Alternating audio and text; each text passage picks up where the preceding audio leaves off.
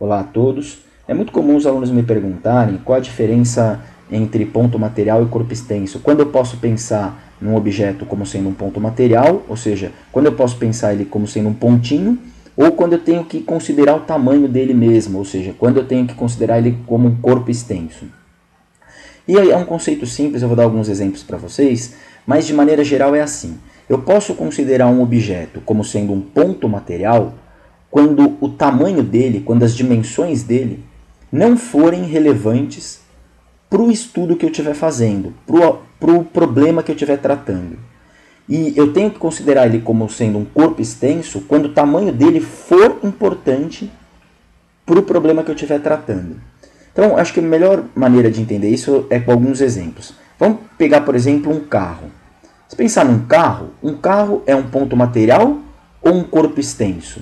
Depende. Por exemplo, se eu pensar na viagem que esse carro vai fazer entre duas cidades, pega, por exemplo, São Paulo e Sorocaba. São Paulo e Sorocaba. Se eu pensar na viagem que esse carro vai fazer entre São Paulo e Sorocaba, aí eu posso considerar ele como sendo um ponto material. Por quê? Porque a distância que separa São Paulo até Sorocaba é por volta, aproximadamente, aproximadamente 100 quilômetros.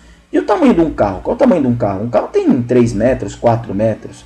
Então não tem comparação o tamanho do carro com o tamanho, com a distância que ele vai andar. O tamanho dele, carro, 4 metros, é muito menor do que 100 quilômetros.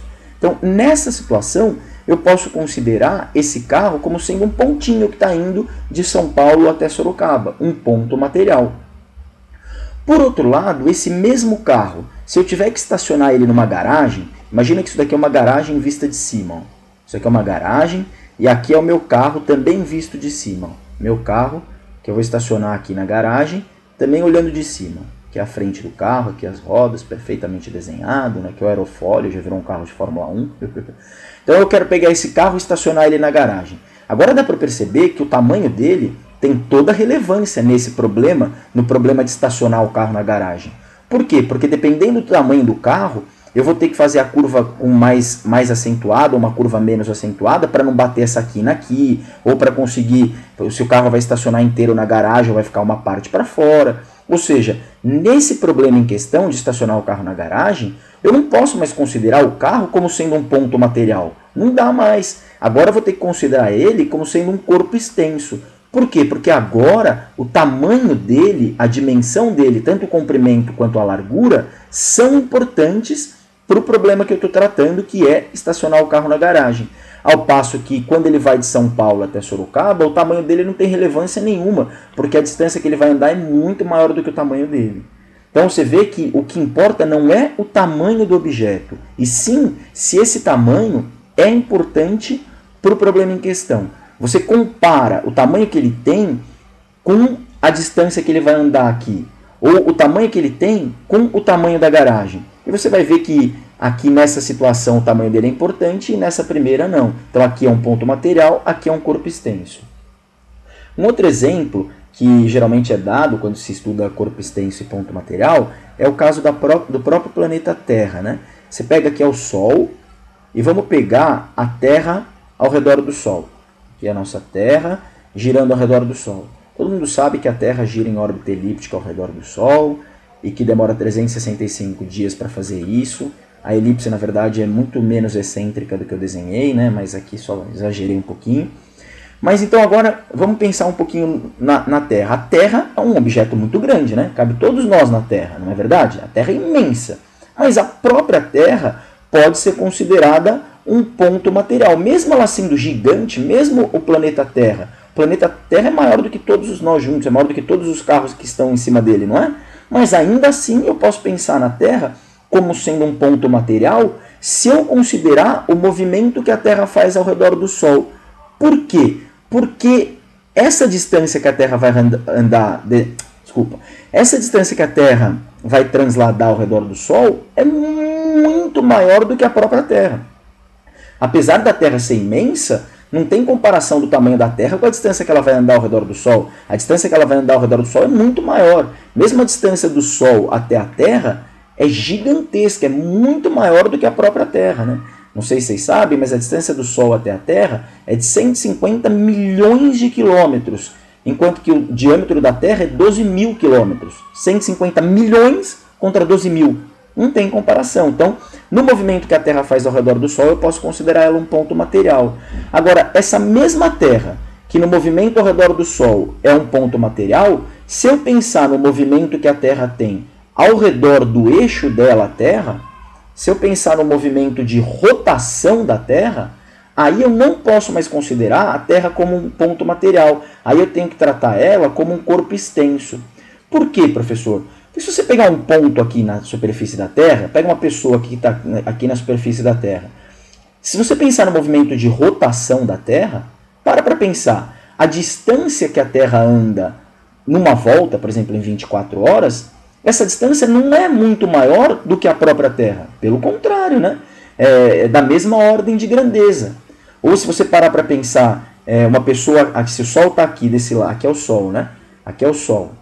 Aqui é o Sol e uma pessoa está aqui. Se uma pessoa está aqui, é noite, porque o Sol está lá do outro lado. Agora, se uma pessoa estiver desse lado, se uma pessoa estiver desse lado aqui, aí é dia, porque ela está virada contra o Sol.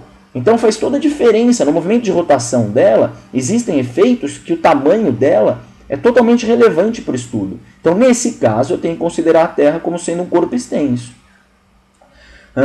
Outros exemplos que eu gosto de dar, para ver a diferença de ponto material e corpo extenso, é, por exemplo, quando a gente for estudar dinâmica, né?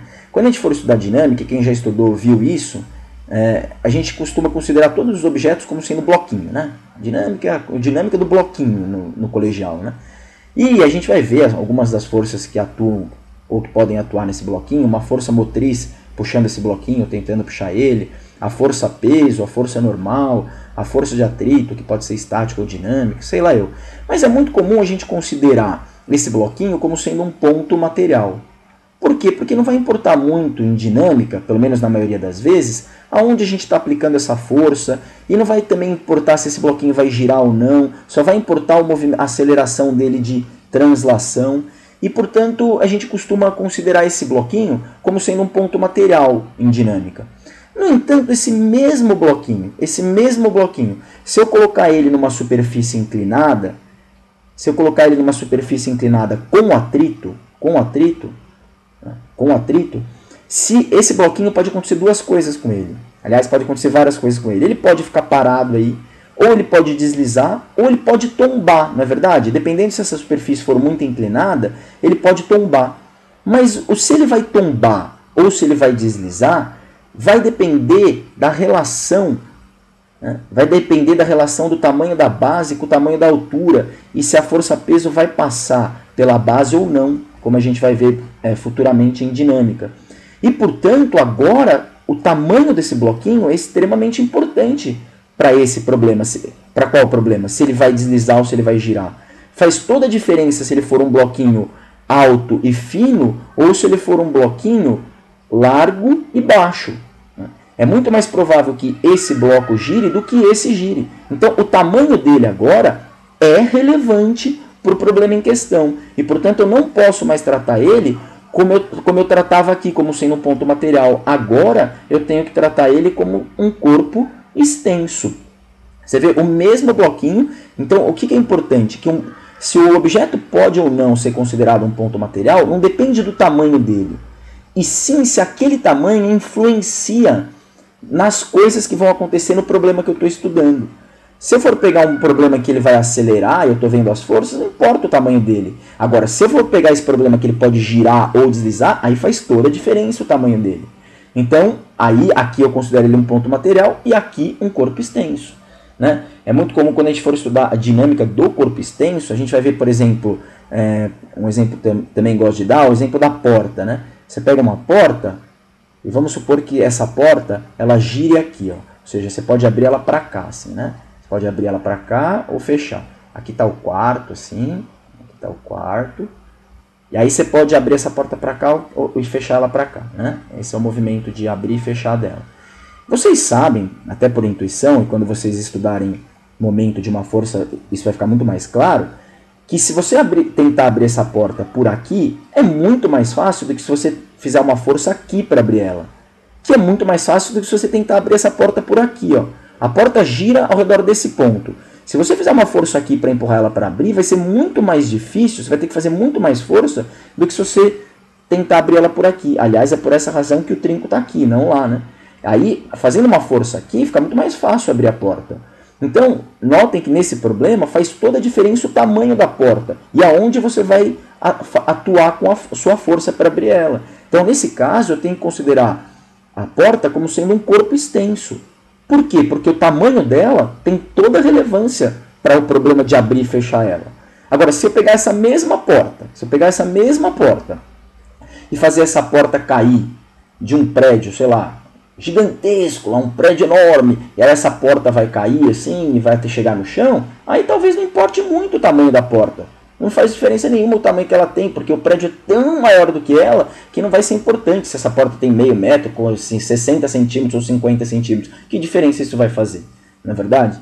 Bom, acho que deu para entender a diferença de ponto material e corpo extenso. É isso, um abraço.